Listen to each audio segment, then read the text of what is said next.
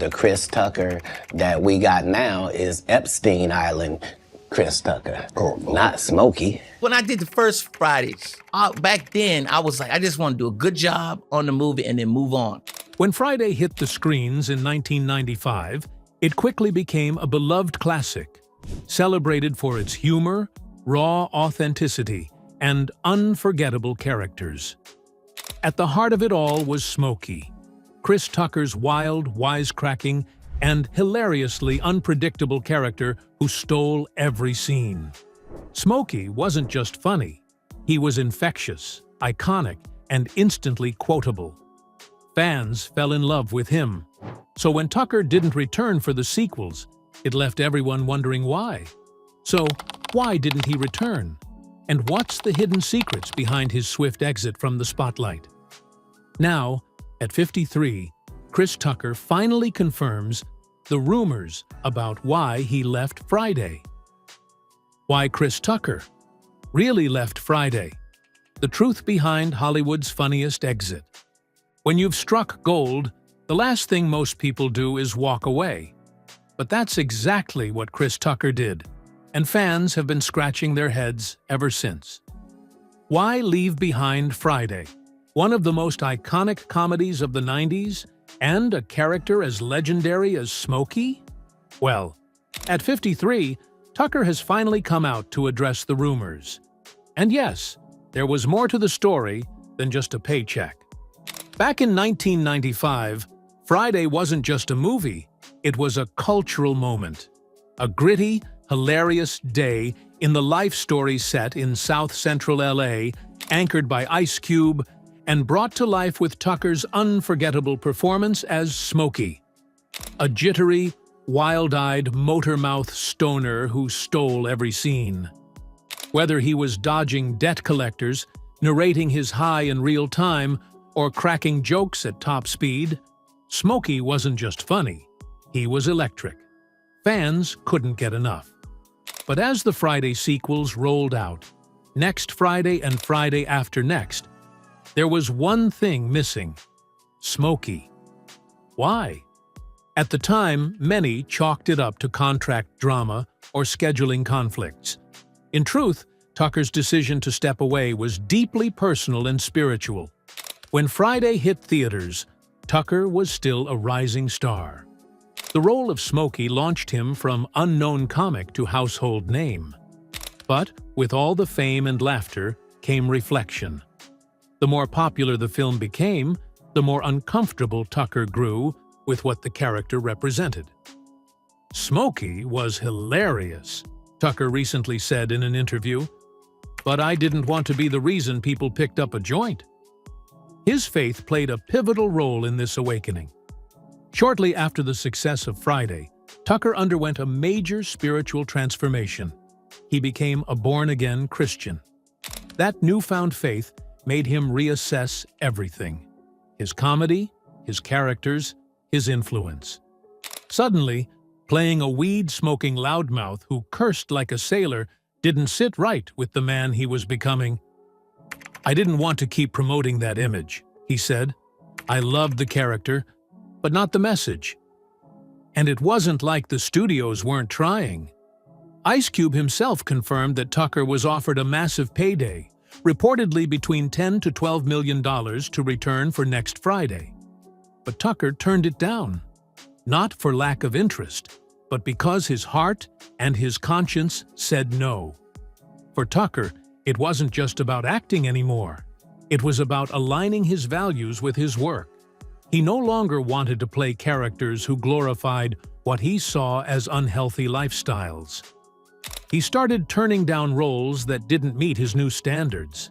He shifted his focus to clean comedy, determined to prove that you could still be funny without profanity, vulgarity, or stereotypes. Despite stepping away from the Friday franchise, Tucker's career didn't stall. In fact, it skyrocketed.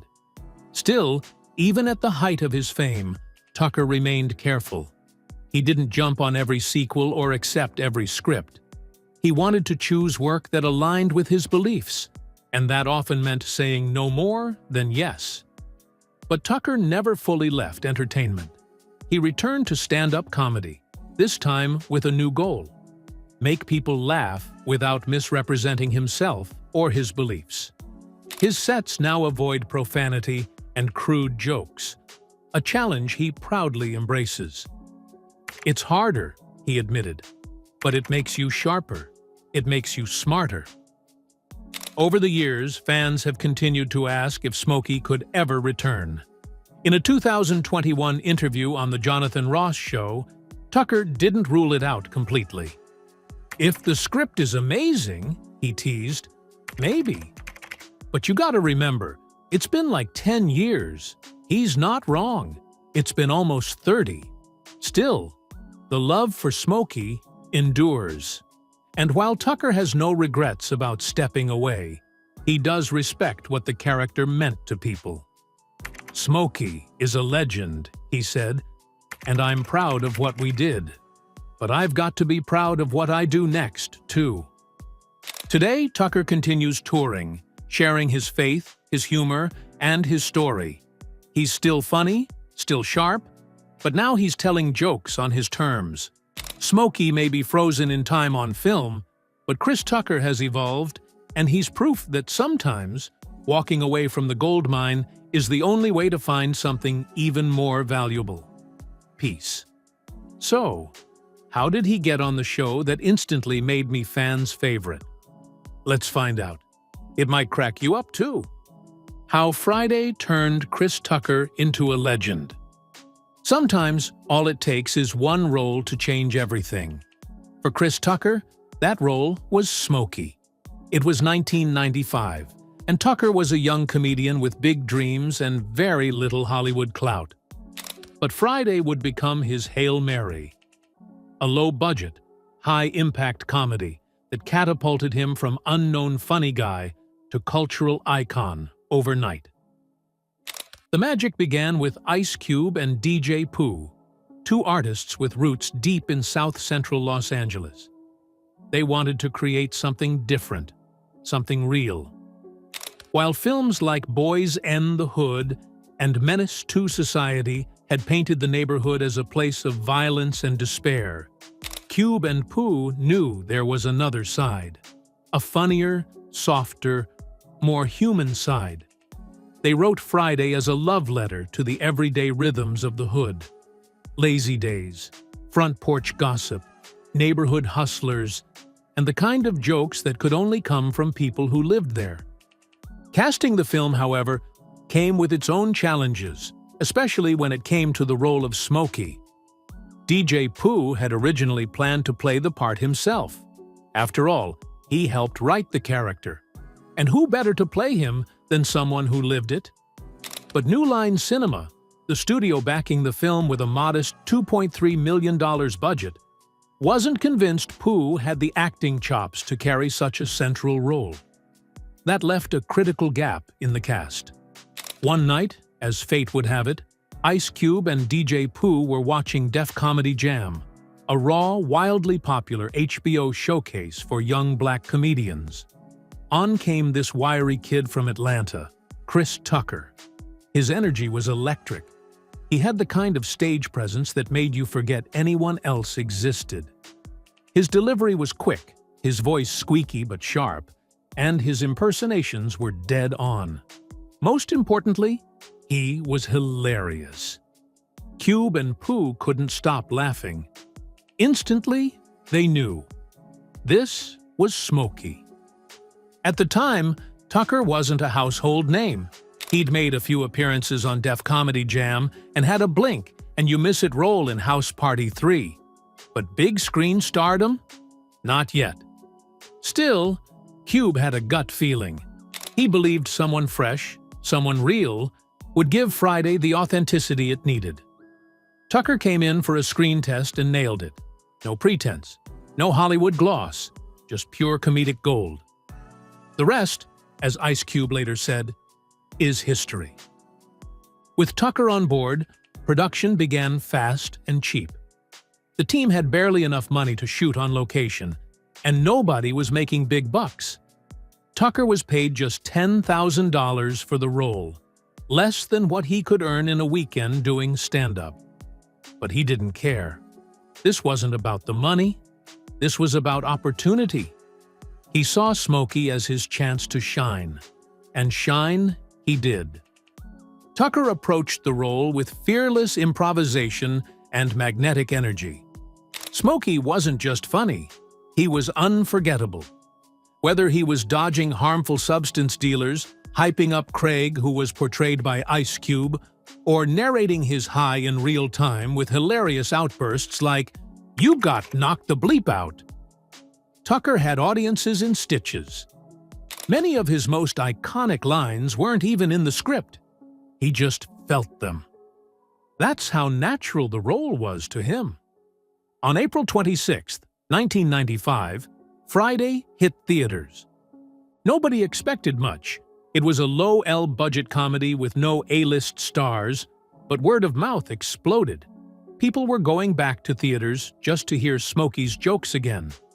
The film grossed over $28 million worldwide, smashing expectations and turning Friday into a cult classic.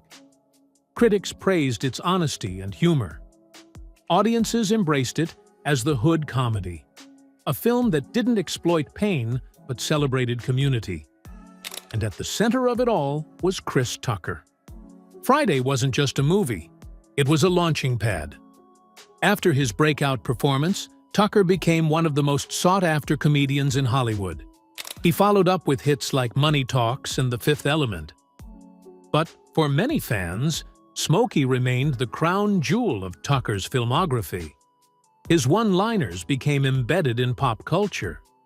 His mannerisms were mimicked for years.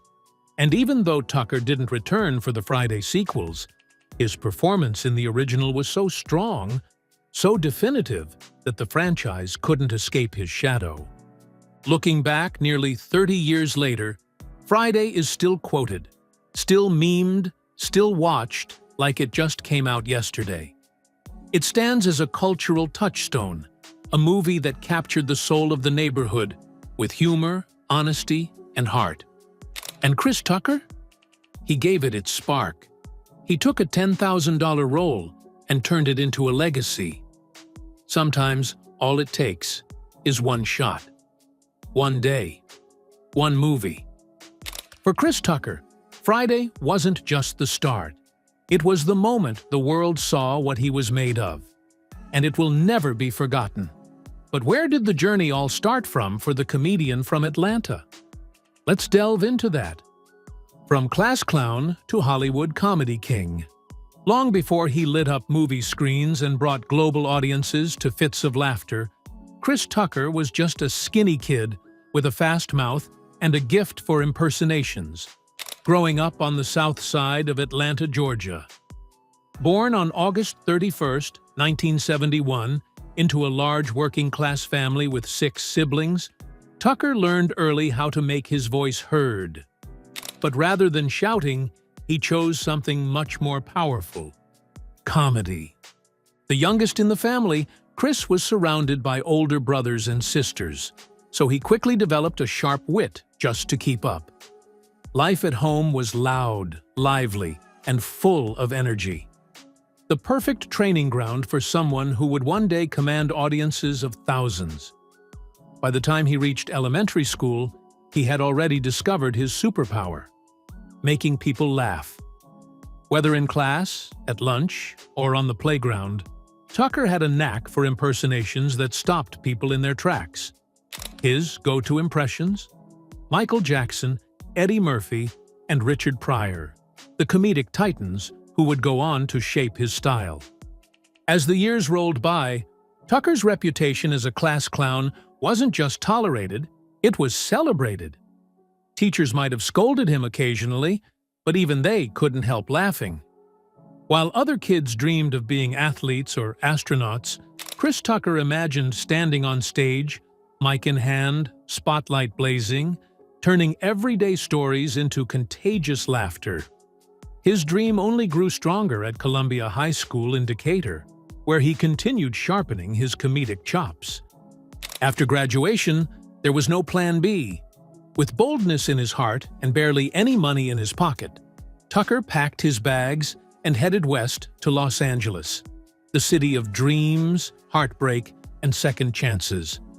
It was a leap of faith, but he wasn't afraid of the odds. He started performing at small comedy clubs across the city, working the late-night circuit, delivering high-octane, laugh-a-minute sets that left audiences stunned. His style was electric, full of energy, rapid-fire delivery, and a mix of street-smart charm and razor-sharp wit. Then, in 1992, lightning struck. Tucker landed a spot on HBO's Def Comedy Jam, the legendary show that launched the careers of some of comedy's biggest names. With his first appearance, Tucker stole the show. His impressions, his rhythm, his ability to dance between punchlines like a jazz soloist, it all made him a breakout star. The crowd loved him. Producers loved him. America took notice. By 1994, Hollywood came calling. His first film appearance was in House Party 3, a minor role, but it was enough to get his foot in the door. What followed was a moment that would change everything. Friday. Suddenly, Chris Tucker wasn't just funny, he was the funny guy. After Friday, the 90s became a golden era for Tucker. In 1997, he delivered back-to-back hits. First, he starred alongside Bruce Willis in the sci-fi adventure The Fifth Element, bringing comic relief to a futuristic thriller. Then came Money Talks, where he paired with Charlie Sheen in a high-energy buddy comedy. That same year, he appeared in Quentin Tarantino's Jackie Brown, holding his own in a cast packed with heavyweights. It was clear, Tucker had range. He could do comedy, action, drama, and still keep everyone laughing. But the biggest moment was still to come. The moment everything changed. If Friday was the spark that lit Chris Tucker's comedic fuse, Rush Hour was the full-blown fireworks show that sent his name blazing across Hollywood. Released in 1998, the action-comedy buddy cop film wasn't just a success. It was the moment Chris Tucker catapulted from fan-favorite funny man to global superstar. But before he was cracking jokes alongside Jackie Chan, Tucker had been building a name for himself, role by role. He lit up the screen in cult classics like Panther and Dead Presidents, and completely stole the show in The Fifth Element as the flamboyant Ruby Rhod, a futuristic talk show host draped in glitter and attitude. That role, in particular, showcased his versatility. He wasn't just the guy from the block anymore. He could be loud, larger than life, and downright unforgettable. That eccentric performance was proof. Tucker could play in any arena. Then came the game changer. Rush Hour paired Tucker with Jackie Chan, a martial arts legend beloved worldwide, but still working to break into the American mainstream. Directed by Brett Ratner, the film followed the classic buddy cop formula, but this wasn't just any duo. Tucker played Detective James Carter, an Los Angeles Police Department officer with a motor mouth and an ego to match. Chan played the quiet, composed Detective Lee from Hong Kong. Together, they were chaos and comedy personified. The cultural and comedic contrast between the two actors created electric chemistry. Tucker's rapid-fire delivery and improvisational swagger collided with Chan's physical stunts and subtle wit. It was a mismatched brilliance. At first, some doubted whether the combination would work.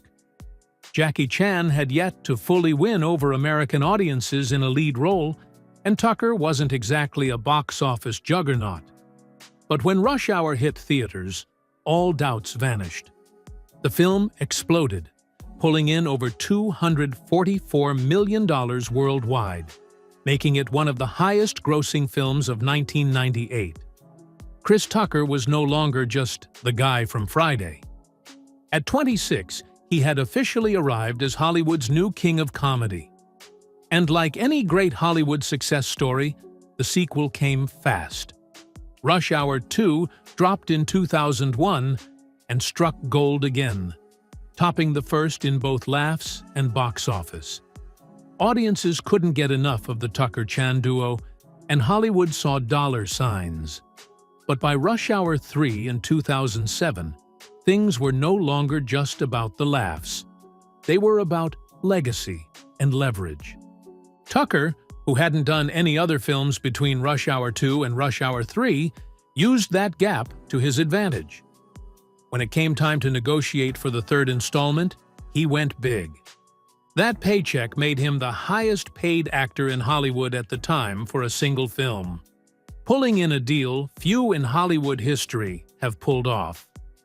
Though Rush Hour 3 didn't quite match the critical or financial highs of its predecessors, it still raked in over $258 million globally. For most actors, that would have marked the peak of their career, the start of a non-stop ride. But for Chris Tucker, it was the pause button. He disappeared from the Hollywood fast lane. No new films, no comedy specials, just gone. But Tucker wasn't running from success. He was redefining it. He had already made more money than he could spend, and in his own words, he wasn't about to mess up that movie money by taking mediocre roles.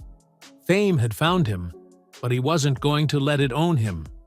During rare interviews, he'd joke that he was just chilling, letting everyone think he was working while really just enjoying life. When he did return, it was on his own terms. He reappeared in Silver Linings Playbook in 2012, a critically acclaimed film where he played Danny, a fellow patient in a mental health facility. Sharing scenes with Bradley Cooper and Jennifer Lawrence, Tucker wasn't the loudest voice in the room, but his warmth and charm made you remember him anyway. For Chris Tucker, Rush Hour wasn't just a hit film, it was the gateway to a different kind of stardom. One where he called the shots, chose quality over quantity, and never let the industry define his worth. 3 films, hundreds of millions, one unforgettable legacy. And through it all, Tucker stayed true to the same guy who made Ice Cube laugh on Def Comedy Jam. Just now with a bigger stage and a whole lot more zeros on the check. But the hiatus he took cost him more zeros than he had imagined. So, how did this break and tax evasion cripple Chris Tucker's endless zeros of wealth? Let's delve into that. From millions to missteps. Chris Tucker was once the king of the Hollywood Hill, the fast-talking, quick-witted comic who stole scenes without making a fuss. He was, and still is, a bankable star. At the height of his fame, Chris Tucker commanded some of the highest salaries in the business. But today, despite once earning tens of millions, his estimated net worth hovers around $5 million, a figure that's left people wondering what happened to all his wealth. Was it financial mismanagement? Lavish spending? Tax troubles? The answer is all of the above. But more than anything, it was Tucker's own choice to take a step back from Hollywood that cost him the most. Back in 1998, Rush Hour turned out to be a golden ticket. Tucker earned $3 million for the first film, then rocketed to a staggering $20 million for Rush Hour 2. By the time Rush Hour 3 rolled around, he negotiated a jaw-dropping $25 million paycheck plus 20% of the film's gross earnings. That deal made him the highest-paid actor in Hollywood at the time. But just as fast as he climbed the mountain, he seemed to vanish from view. With his newfound wealth, Tucker lived large. Fast cars, fancy homes, and jewelry that could blind you from across the room. His garage housed exotic beasts like the Aston Martin and the Chevrolet Corvette. He bought real estate in California, Florida, and Georgia.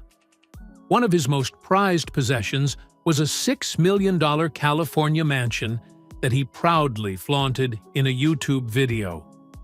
But the shine didn't last. In 2011, he sold the house for just $2.1 million. a steep loss driven by mounting financial strain. Tucker's ventures into real estate turned into something of a roller coaster. While a few properties in the South turned profits, others burned holes in his wallet. In Florida, he sold 2 mansions for far less than their market value. One home, originally encumbered with a $4.4 million loan, fetched only $2 million, a financial facepalm by any measure. But the biggest blow didn't come from bad property deals. It came from Uncle Sam. Tucker's tax troubles began in the early 2000s. By 2014, the IRS came knocking with a $14 million tax bill, including unpaid taxes, penalties, and interest dating back to 2002.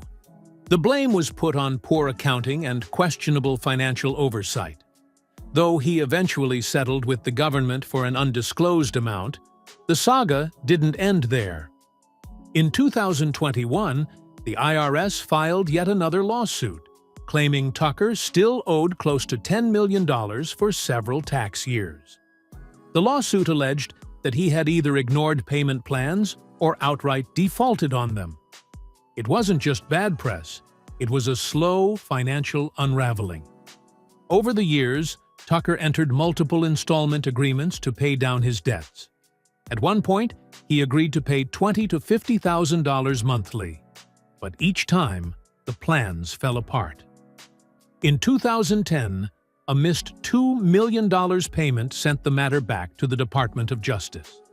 History repeated itself in 2019, and by then, Tucker's United States' assets were essentially gone. Foreclosures, legal entanglements, and years of missed opportunities chipped away at his net worth. Still, Chris Tucker didn't disappear entirely. In 2015, he returned to his comedy roots with Chris Tucker Live, a stand-up special on Netflix that reminded audiences just how funny and charismatic he could be. The special earned solid reviews and signaled that the spark was still there. Tucker also expanded his portfolio beyond acting. He took on the role of producer for The Black Godfather, a Netflix documentary about Clarence Avant, a towering figure in the music industry. The film was critically acclaimed, giving Tucker another win in his corner. Recently, Tucker has re-emerged in the film world. He appeared in Air, a 2023 drama directed by Ben Affleck that chronicles the origin of the Air Jordan sneaker. The film was well received, and Tucker's performance drew praise. Rumors of Rush Hour 4 continue to swirl, and fans are hopeful that the iconic duo of Tucker and the legendary Jackie Chan might return one more time. But as exciting as that possibility is, Tucker's legal and financial woes still cast a long shadow. Ongoing disputes with former business managers could complicate his comeback. He may be more cautious these days, not just about scripts, but about every dollar that passes through his hands. Even with a reduced fortune, Tucker hasn't abandoned his love for the finer things. His luxury car collection remains legendary, and he continues to indulge in high-end watches and jewelry. Not always practical, but certainly flashy. He's no longer chasing the biggest paycheck. He's chasing peace, purpose, and maybe redemption. In many ways, Chris Tucker's story is one of Hollywood's most fascinating cautionary tales. It's about what happens when stardom meets real-life challenges, but it's also a reminder that even after the fall, a comeback is always possible. So, away from all the furore of financial decline and receding career, what's Chris Tucker like behind closed doors? Let's find out. Chris Tucker's life away from the spotlight. While headlines have often focused on Chris Tucker's troubles and roller coaster career, much of his personal life remains tucked away from the ever-curious eye of the media. Unlike many celebrities of his era, Tucker has made a point to keep his private affairs just that. But when you peek behind the curtain, you'll find a man whose world extends far beyond red carpets and fast cars. Tucker was never one for tabloid drama. Despite being one of the most recognizable comedic actors in the world, during the late 90s and early 2000s, he's been remarkably discreet about his romantic life. At one point, he was married to Asia Pryor, a casting director and health coach. Their union was short-lived, but it brought Tucker something that would change his life forever: his son, Destin Christopher Tucker.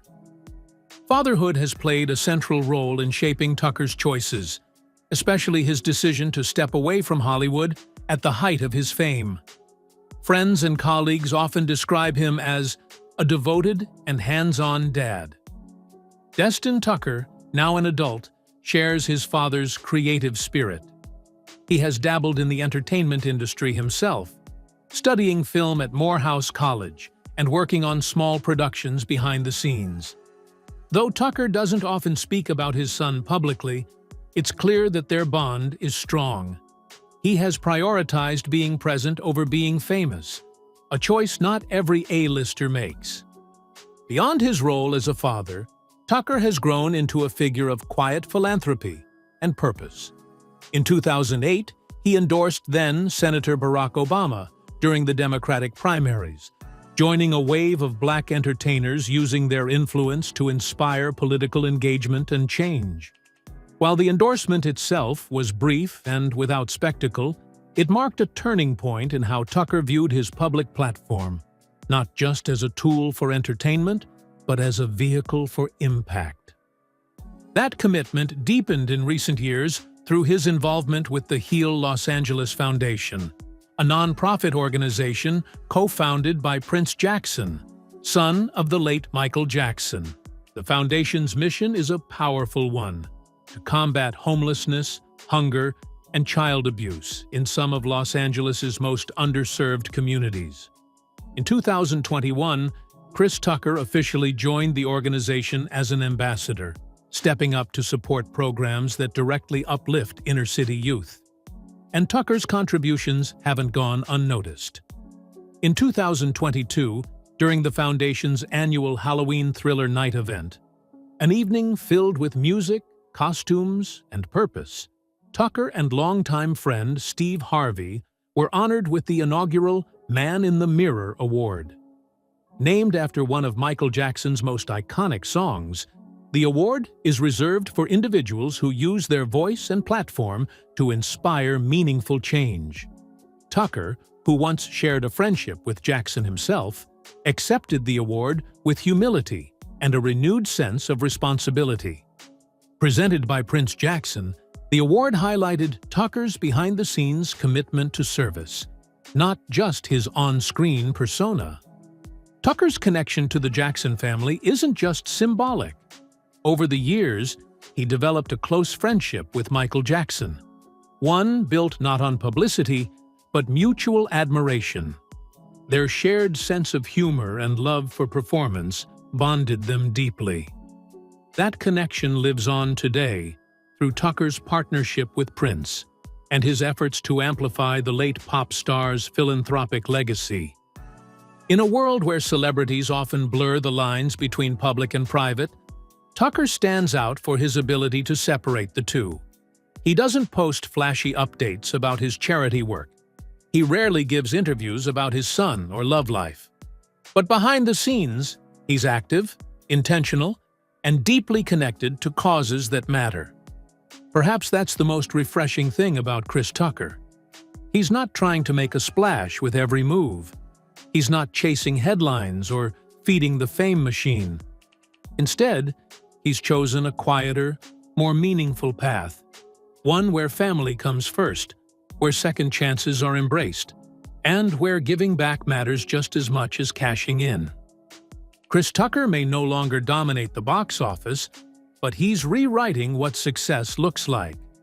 For him, it's not just about money or movie deals, it's about being a good father, a generous human being, and a man who, despite his mistakes, tries every day to make a difference. And that, more than any blockbuster role, may be the legacy he leaves behind. Thank you for watching. Like, comment, and subscribe. Also, check out another interesting video by clicking on the video shown on your screen. See you on the other side.